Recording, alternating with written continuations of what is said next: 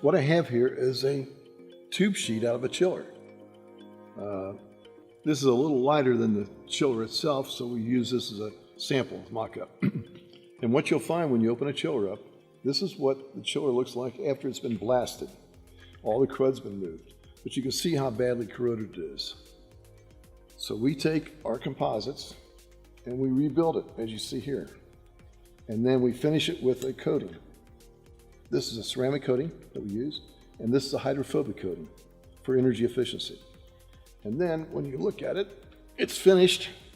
This is the finished tube sheet.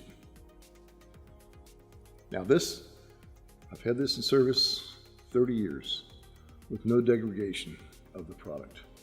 Now from time to time, after a year or so, you might have to go back and see if there's a pinhole or something was missed. If that's the case, we fix it. But for the most part, there's never any pinholes. There's never any damage. And this stops your electrolysis, which is what you're fighting.